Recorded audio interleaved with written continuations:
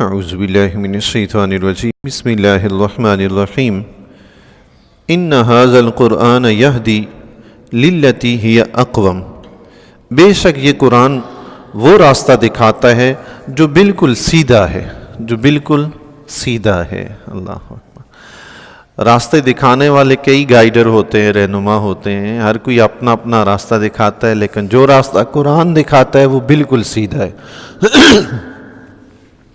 اس سے پہلے بھی اللہ تبارک و تعالیٰ نے کئی کتب، کئی صحیفے نازل فرمائے۔ حضرت ابراہیم علیہ السلام کے صحیفے تھے، موسیٰ علیہ السلام کے، آدم علیہ السلام کے، ادریس علیہ السلام کے، جن جن انبیاء علیہ السلام کی طرف رب کائنات نے صحیفے نازل فرمائے۔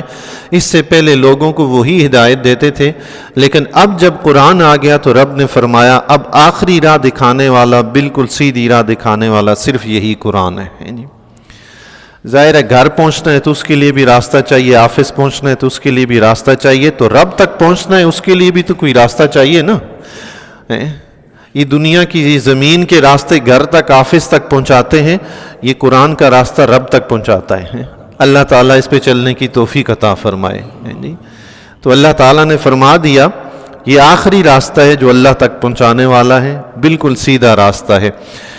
حضور علیہ السلام کا ارشاد گرامی حضرت سہل بن معاذ رضی اللہ تعالیٰ عنہ روایت نقل فرماتے ہیں، حضور علیہ السلام نے ارشاد فرمایا جس شخص نے قرآن پڑھا، اس پر عمل کیا، قیامت کے دن اس کے ماں باپ کو ایسا تاج پہنایا جائے گا جس کی روشنی دنیا کے سورج سے زیادہ ہوگی۔ سبحان اللہ۔ جس نے قرآن پڑھا، اس پر عمل کیا، اس کے ماں باپ کو ایسا تاج پہنایا جائے گا جس کے سورج کی روشنی سے زیادہ اس کی روشنی ہوگی۔ پھر حضور علیہ السلام نے فرمایا تو اس کے بارے میں تمہارا کیا خیال ہے جو خود قرآن پر عمل کرتا ہے؟ سبحان اللہ۔ یہ تو اس کے ماں باپ کو تاج پہنایا جائے گا، سورج سے اس کی تیز روشنی ہوگی، تو جو خود عمل کرتا ہے اس پہ رب کا کتنا کرم ہوگا۔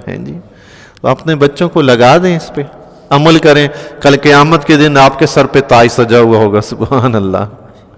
عمل بچہ کرے گا، کام بچہ کرے گا، عزت افزائی آپ کی ہو رہی ہوگی۔ یہ وہ شخص ہے جس نے اپنے بچے کو قرآن پہ لگایا تھا، آج اس کی عزت افزائی کی جائے۔ سبحان اللہ۔ اللہ اللہ توفیق نصیب فرمائے۔ اللہ اکبر۔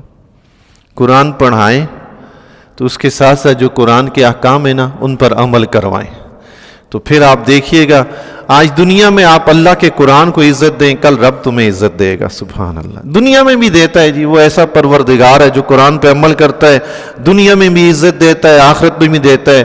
حضرت غوث اعظم رضی اللہ تعالیٰ کو آج تک دنیا یاد کرتی ہے، بابا فرید الدین گنج شکر کے دربار پہ ڈھیر لگا رہتا ہے، داتا گنج بخش علی اجویری رحمۃ اللہ علیہ کے دربار پہ کیوں جاتے ہیں یہ لوگ؟ یہ وہی لوگ تھے جنہوں نے قرآن کو عزت دی، قرآن کو اپنے سینے سے لگایا، اس پر عمل کیا۔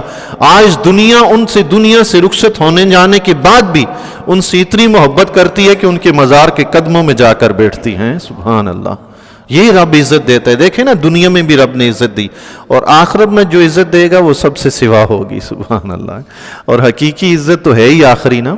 وہاں بندہ اگر پھنس گیا، وہاں عزت نہ ملی تو دنیا میں بادشاہ بن کے گزرا تو کیا فائدہ اس بادشاہ کا ہے؟ آخرت برباد ہو جائے۔ تو رب نے فرما دیا کہ بے شک یہ قرآن سیدھی راہ دکھاتا ہے، وہ راہ دکھاتا ہے جو بالکل سیدھی ہے۔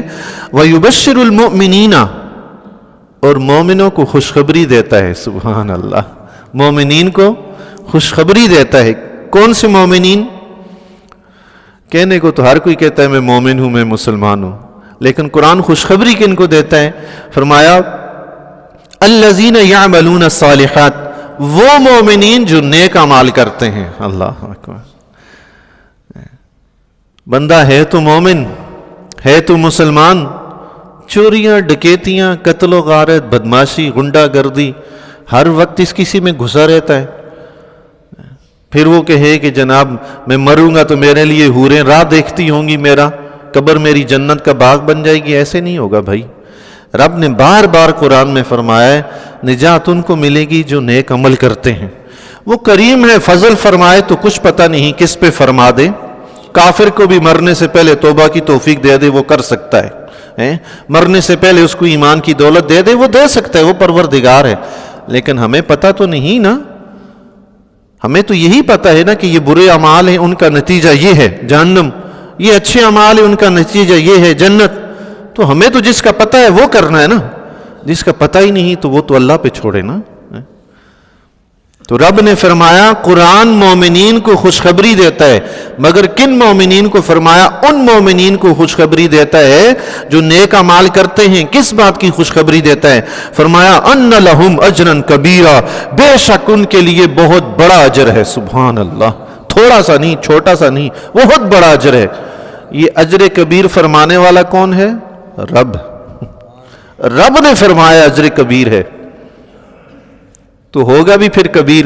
جب رب فرمائے کہ کبیر ہے، اس رب نے اس پوری کائنات کو پتہ ہے کیا فرمایا؟ اس پوری دنیا کو فرمایا متاع الدنیا قلیل، یہ ساری دنیا قلیل ہے، اور رب جو تمہیں اجر عطا فرمائے گا فرمایا وہ کبیر ہے۔ سبحان اللہ، یہ قلیل کا یہ حال ہے، اتنی بڑی کائنات اور رب کے ہاں یہ قلیل ہے، تو جو رب کے ہاں کثیر ہوگا اس کا کیا عالم ہوگا؟ سبحان اللہ۔ اللہ کوئی اندازہ کر سکتا ہے؟ حدیث شریف میں آتا ہے نا، سب سے آخری جنتی جب جنت میں جائے گا تو رب فرمائے گا کتنا چاہیے؟